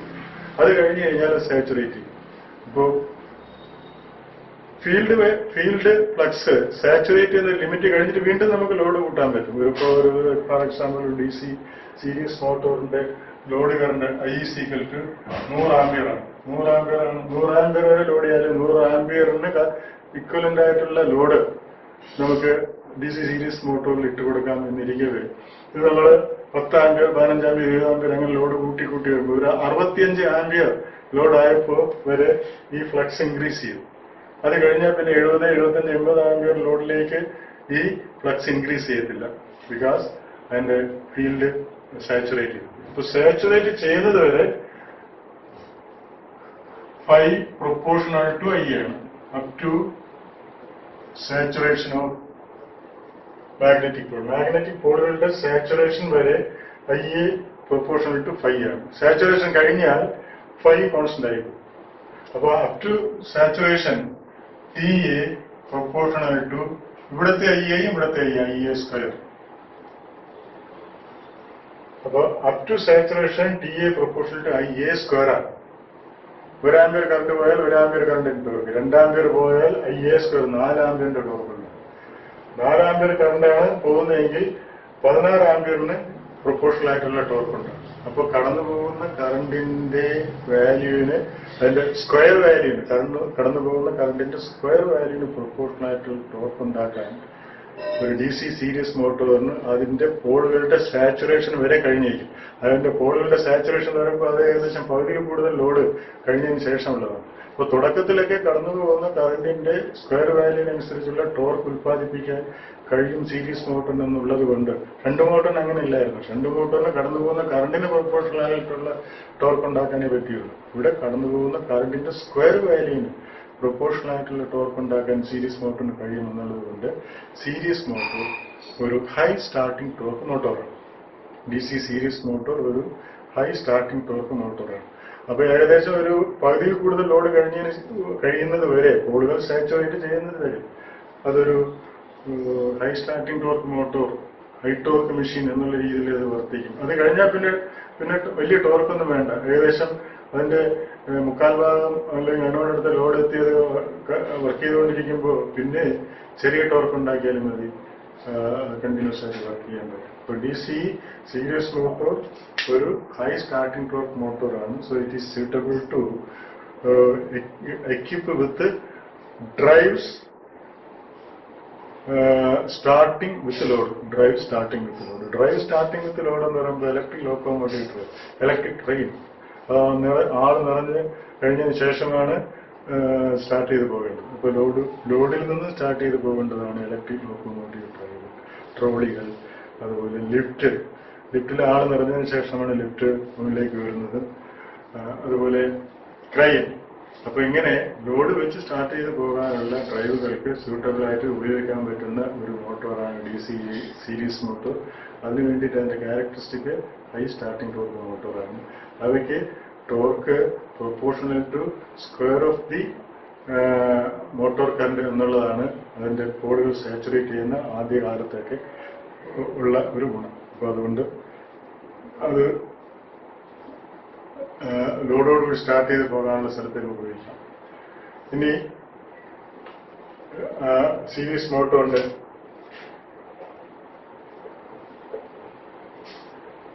മോട്ടോറിന്റെ രണ്ടാമത്തെ speed characteristic N/Ia characteristic. N/Ia ക്യാരക്ടറിസ്റ്റിക്കിൽ ജനറലായിട്ട് N is inversely proportional to pi. അപ്പൊ ഞാൻ നേരത്തെ പറഞ്ഞു, ചെറിയ ലോഡിൽ ചെറിയ ഫ്ലക്സും വലിയ ലോഡിൽ വലിയ ഫ്ലക്സും, പിന്നെ ഫ്ലക്സ് സാച്ചുറേഷൻ ആയി കഴിഞ്ഞാൽ പിന്നെ ഇൻഡിപെൻഡന്റ് ആണ് എന്നുള്ള രീതിയിലാണ് ഇവിടെ നിൽക്കുന്നത്. അപ്പൊ N is inversely proportional to pi എന്ന ജനറൽ എക്സ്പ്രഷനിൽ ഡി സി സീരീസ് മോട്ടറിനെ സംബന്ധിച്ചിടത്തോളം ചെറിയ ലോഡിൽ ചെറിയ ഫ്ലക്സും വലിയ ലോഡിൽ വലിയ ഫ്ലക്സും ആണെങ്കിൽ ചെറിയ ലോഡിൽ ചെറിയ ഫ്ലക്സ് ആയതുകൊണ്ട് വലിയ സ്പീഡ്, ചെറിയ ലോഡിൽ ചെറിയ ഫ്ലക്സ് ആയതുകൊണ്ട് ഡി സി സീരീസ് മോട്ടോറിന് ആ സമയത്ത് ഉയർന്ന സ്പീഡ്. ഇനി വലിയ ലോഡിൽ വലിയ ഫ്ലക്സ് ആയതുകൊണ്ട് അവരുടെ സ്പീഡ് വളരെ ചെറിയ സ്പീഡ്. എന്ന് പറഞ്ഞാൽ ഡി സി സീരീസ് മോട്ടോറുകൾ ഒരു വേരിയബിൾ സ്പീഡ് മോട്ടോറാണ്. അവയ്ക്ക് ചെറിയ ലോഡിൽ വലിയ സ്പീഡ്, ഡേഞ്ചറസ്ലി ഹൈ സ്പീഡിലേക്ക് പോകുന്നത്. എന്നാൽ വലിയ എമൗണ്ട് ലോഡ് അതിലേക്ക് വരുമ്പോൾ അവരുടെ ഫ്ലക്സ് വളരെ വലിയ എമൗണ്ട് ഫ്ലക്സ് ആവുകയും തന്മൂലം സ്പീഡ് വളരെ ചെറിയ സ്പീഡിലേക്ക് വരികയും ചെയ്യും. അപ്പോൾ ചെറിയ ലോഡിൽ ഡേഞ്ചറസ്ലി ഹൈ സ്പീഡ്, അതുപോലെ വലിയ ലോഡിൽ വളരെ ചെറിയ സ്പീഡ്. അങ്ങനെയുള്ള ഒരു സ്വഭാവമാണ് ഡി സി സീരീസ് മോട്ടോറിന്. D C series motor variable speed മോട്ടോറുകളാണ്. അതുകൊണ്ട് സ്പീഡ് കോൺസ്റ്റൻസി അത്യാവശ്യമില്ലാത്തടത്തൊക്കെ നമുക്ക് ഉപയോഗിക്കാൻ പറ്റും. ഇപ്പൊ ലിഫ്റ്റിലും ക്രെയിനിലും ഇലക്ട്രിക് ലോക്കോമോട്ടീവിലും ഒക്കെ ഉപയോഗിക്കുന്നുവെങ്കിലും സ്പീഡിനല്ല അവിടെ പ്രാധാന്യം, അവിടെ ടോർക്കിനാണ് പ്രാധാന്യം. പിന്നെ ഡി സി മോട്ടോറുകളെല്ലാം തന്നെ സ്പീഡ് കൺട്രോൾ എന്ന് പറയുന്ന ആ ഒരു മെത്തേഡ് അക്സെപ്റ്റ് ചെയ്യുന്നതാണ്. അപ്പൊ സ്പീഡ് കൺട്രോൾ എന്ന് പറയുമ്പോൾ നമുക്ക് ഇഷ്ടമുള്ള സ്പീഡിൽ ഒരു മോട്ടോറിനെ ഉപയോഗിക്കാൻ പറ്റും, ഓടിക്കാൻ പറ്റും. അതിന് അഡീഷണൽ സംവിധാനങ്ങൾ ചെയ്താൽ മതി. ഷണ്ട് മോട്ടോറിന് ഇഷ്ടമുള്ള സ്പീഡിൽ ഓടിക്കാൻ പറ്റും. പല AC മോട്ടോറുകളും അതിന്റെ ഇൻഹറന്റ് ആയിട്ടുള്ള സ്പീഡ് ഇതിനനുസരിച്ചല്ല പല നമ്മുടെ റിക്വയർമെന്റ് വെച്ചുകൊണ്ട് നമ്മൾ അവയെ ഓടിക്കുന്നത്. നമുക്ക് ചില അത്യാവശ്യം സ്പീഡുകൾ അച്ചീവ് ചെയ്യേണ്ടതായി വരും. അപ്പൊ അതിനു വേണ്ടിയിട്ട് ആ മോട്ടോർ അത് ഉപയോഗ ചെയ്യത്തില്ല. അപ്പൊ അതിനായി സ്പീഡ് കൺട്രോൾ മെത്തേഡ് വെച്ചു കൊടുത്തു കഴിഞ്ഞാൽ അത് ഉപയോഗിക്കും. എന്നാൽ ഒരു സ്പീഡ് കൺട്രോൾ മെത്തേഡ് ഉപയോഗ ചെയ്യാത്ത മോട്ടോറുകളും ഉണ്ട്.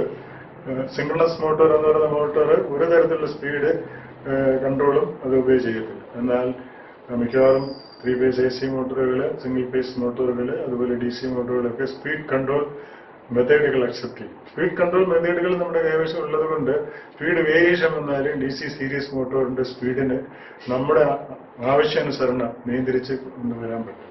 ഇപ്പോൾ ഇലക്ട്രിക് ലോക്കോമോട്ടീവ് ട്രെയിൻ ചിലപ്പോൾ അതിന്റെ സ്പീഡ് 0 പിന്നെ ആ 0 സ്പീഡിൽ ചെറിയ സ്പീഡിലേക്ക് പോകും. പിന്നെ അത് ഒരു വലിയ സ്പീഡിലാണ് ഓടിക്കൊണ്ടിരിക്കുന്നത്. പിന്നെ സ്റ്റേഷൻ എടുക്കുമ്പോൾ അവരെ വീണ്ടും 0 സ്പീഡിലേക്ക് സ്പീഡ് താഴ്ത്തി കൊണ്ടുവരേണ്ട കാര്യമാണ്. അപ്പൊ അവിടെയൊക്കെ നമുക്ക് ചെയ്യാൻ പറ്റും. ഇതൊരു വേരിയബിൾ സ്പീഡ് മോട്ടോർ ആണെങ്കിൽ പോലും. അപ്പോ DC സീരീസ് മോട്ടോറിന്റെ ക്യാരക്ടറിസ്റ്റിക് നമ്മൾ നോക്കിയായിരുന്നു. അത് ഹൈ സ്റ്റാർട്ടിംഗ് ടോർക്കുള്ള മോട്ടോറാണ്, അതുപോലെ വേരിയബിൾ സ്പീഡുള്ള മോട്ടോറുകളാണ്. അതുകൊണ്ട് അവയെ നമുക്ക് ലിഫ്റ്റ്, ക്രെയിൻ, ഇന്റർമീഡിയറ്റ് ഹൈടെക് ലോഡുകൾ, അതുപോലെ കൺവെയർ ബെൽറ്റുകൾ, അങ്ങനെയൊക്കെയുള്ള ആവശ്യത്തിനായിട്ട് ഉപയോഗിക്കാൻ പറ്റും. അതായത് ലോഡ് വെച്ച് സ്റ്റാർട്ട് ചെയ്ത് പോകേണ്ട ഡ്രൈവുകൾക്ക് സൂട്ടബിൾ.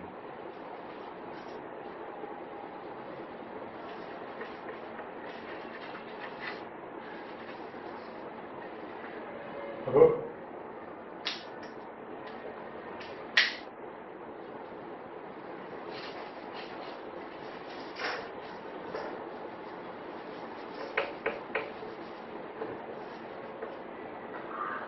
ഇനി കാമ്പൗണ്ട് മോട്ടോർ.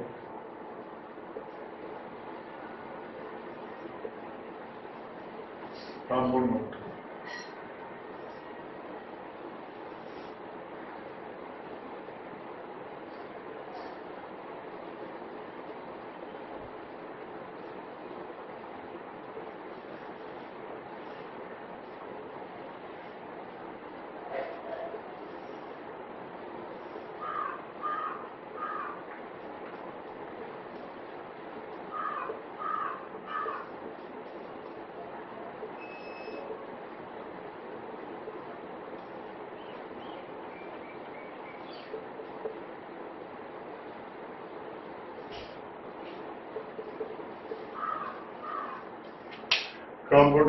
കാമ്പൗണ്ട് മോട്ടോറുകൾക്ക് കാമ്പൗണ്ട് ജനറേറ്ററുകൾ പോലെ തന്നെ കുറച്ച് ഷണ്ട് ചുറ്റുകളാണ്, പിന്നെ കുറച്ച് സീരീസ് ചുറ്റുകളാണ്.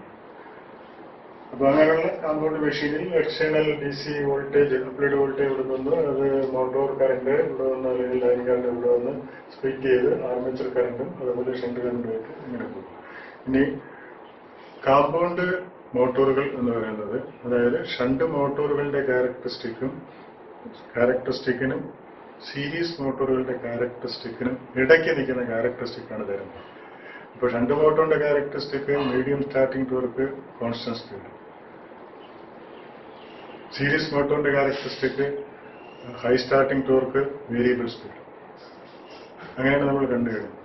ഷണ്ട് മോട്ടോറുകൾ അപ്രോക്സിമേറ്റ്ലി കോൺസ്റ്റന്റ് സ്പീഡ് ഡ്രൈവുകൾക്ക് ഉപയോഗിക്കുന്നു. സീരീസ് മോട്ടോറുകൾ ഹൈ സ്റ്റാർട്ടിംഗ് ടോർക്ക് ആവശ്യമായി വരുന്ന ഡ്രൈവുകൾക്കായിട്ട് ഉപയോഗിക്കുന്നു. അങ്ങനെ വരുമ്പോൾ കാമ്പൗണ്ട് മോട്ടോറുകൾക്ക് ഒരു പരിധിവരെ ഹൈ സ്റ്റാർട്ടിംഗ് ടോർക്ക് ഉണ്ട്, ഒരു പരിധിവരെ അവരുടെ സ്പീഡും കോൺസ്റ്റന്റ് ആയിരിക്കും. ഈ രണ്ട് ക്യാരക്ടറിസ്റ്റിക്കും കിട്ടും.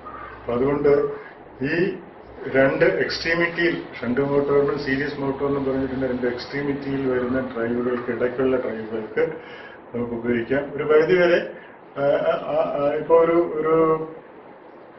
ഒരു പമ്പുകൾ റെസിപ്രോക്കേറ്റിംഗ് പമ്പ്, സെൻട്രിഫ്യൂഗൽ പമ്പ്, അതുപോലെ ഫാൻ, ബ്ലോവറുകൾ, മെഷീൻ ടൂൾസ്, അങ്ങനെയുള്ളിടത്തേക്ക് ഒരു കാമ്പൗണ്ട് മോട്ടോർ ഉപയോഗിച്ചു എന്ന് പറഞ്ഞാൽ തെറ്റൊന്നുമില്ല, ഉപയോഗിക്കാവുന്നുള്ളതേ ഉള്ളൂ.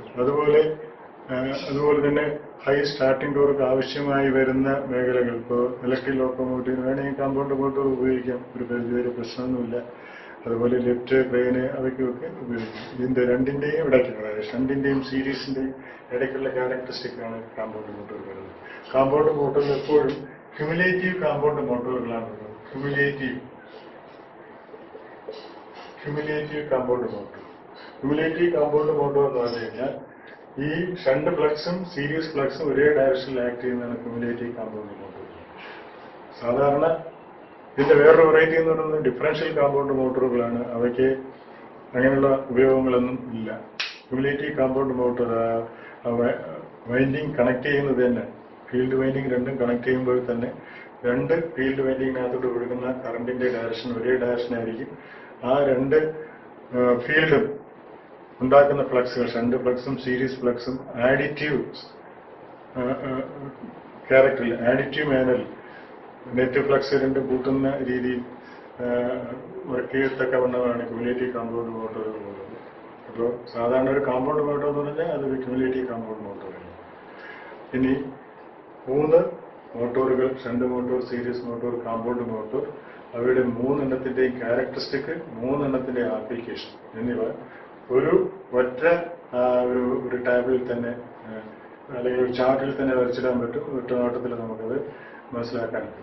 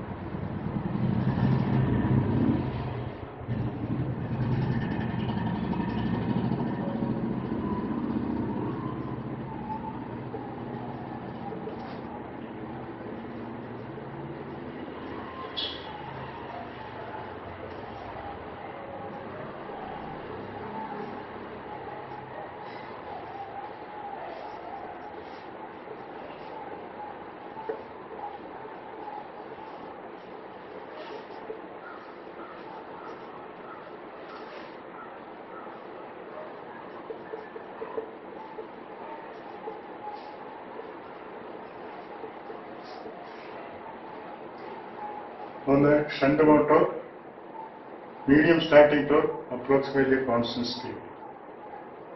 Machine tools, lathe,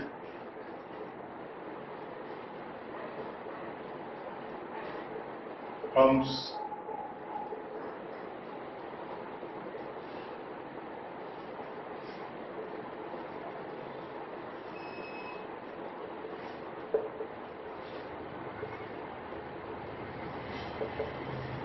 medium starting torque characteristic, approximately constant speed.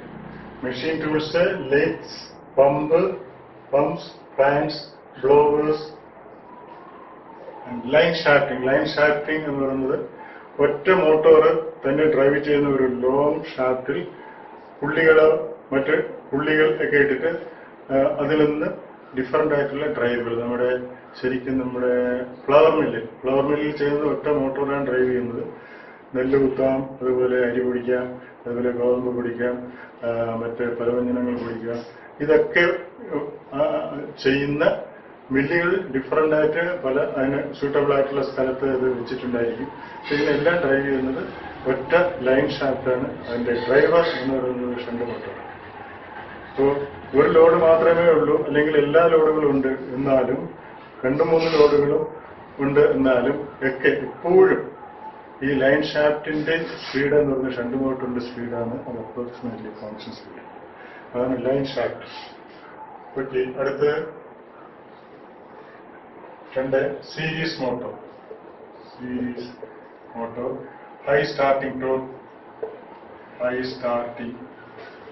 Torque, variable speed,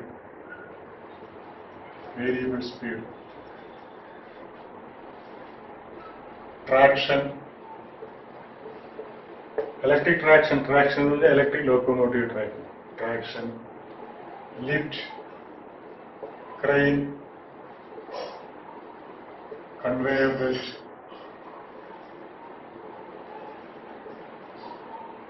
lift, crane, conveyor belt. ഇങ്ങനെയുള്ള ഉപയോഗങ്ങൾക്ക് ഉപയോഗിക്കും. Trolley,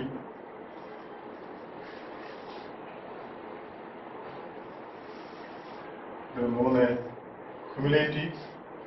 cumulative compound motor.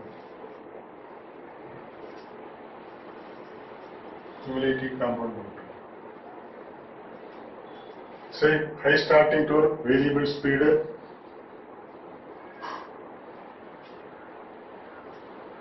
intermittent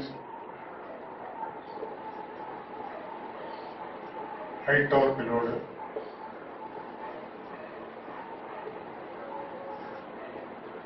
trolley, trams,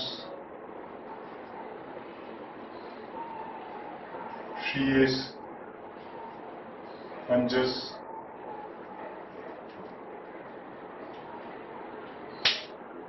cumulative compound motor high starting torque ഉണ്ട്, അതുപോലെ variable speed ഉണ്ട്. Intermittent high torque load, ഒരുതരം lift പോലുള്ള സാധനം അല്ലെങ്കിൽ crane പോലെയൊക്കെ ഉള്ള സാധനങ്ങളാണ്, ഉള്ള ഡ്രൈവുകളാണ്. അത് വലിയ ഉയരത്തിൽ മൾട്ടി സ്റ്റോറിഡ് ബിൽഡിങ്ങിൽ നിന്നും ലോഡുകൾ താഴേക്കും അതുപോലെ താഴേക്ക് കൊണ്ടുവരാനും അതുപോലെ താഴെ നിന്ന് ലോഡുകൾ പല പല ഫ്ലോറുകളിലേക്ക് എത്തിക്കുകയും ഒക്കെ ചെയ്യുന്നു. ഒരു ഫ്ലോറിൽ നിന്ന് കുറച്ച് ലോഡ് എടുത്ത് രണ്ടാമത്തെ ഫ്ലോറിൽ പോയിട്ട് അവിടെ നിന്ന് വീണ്ടും കുറെ കൂടെ ലോഡ് എടുത്ത് വീണ്ടും മൂന്നാമത്തെ ഫ്ലോറിൽ കൊണ്ട് നല്ല ലോഡ് ചെയ്യുന്നു. ഇങ്ങനെയൊക്കെയുള്ള സർവീസ് ചെയ്യുന്ന ലിഫ്റ്റ് പോലുള്ള ഒരു കോമ്പിനേഷൻ ലിഫ്റ്റ് പോലുള്ള സംവിധാനമാണ് intermittent high torque load. Torque കൂടുകയും കുറയുകയും ചെയ്യുന്ന തരത്തിലുള്ള ലോഡ് വേരിയേഷൻസ് മാനേജ് ചെയ്യാൻ കപ്പാസിറ്റിയുള്ള ഒരു സിസ്റ്റം ആണ് ഇന്റർമിറ്റന്റ് ഹൈ ടോർക്ക് ലോഡ്. അതിനൊക്കെ ലോഡ് വെച്ച് സ്റ്റാർട്ട് ചെയ്ത് പോകുന്നു എന്ന് മാത്രം വിചാരിച്ചാൽ മതി. അത് സ്റ്റാർട്ടിംഗ് ടോർക്ക് വേണം അത് ഓപ്പറേറ്റ് ചെയ്യും. അതുപോലെ ട്രോളികൾ, ട്രാം, ഇലക്ട്രിക് ട്രാമുകൾ, ഷിയറുകളിന്റെ ഇലക്ട്രിക് ഒട്ടവാൾ, ഈ പാളങ്ങളും അതുപോലുള്ള ഷീറ്റുകൾ ഒക്കെ അറുത്ത് മുറിച്ചെടുക്കുന്ന ഒട്ടവാൾ, ഷിയേഴ്സ്, പഞ്ചസ്, വലിയ വലിയ ഹോളുകൾ പഞ്ച് ചെയ്യാനുള്ള സിസ്റ്റം, അതൊക്കെ ഓപ്പറേറ്റ് ചെയ്യാൻ cumulative compound മോട്ടോറാണ് ഉപയോഗിക്കുന്നത്. അപ്പോൾ ഇതാണ് എൻ്റെ ഓവർ സമ്മറി DC മോട്ടോറിന്റെ ആപ്ലിക്കേഷൻ. ഓക്കെ.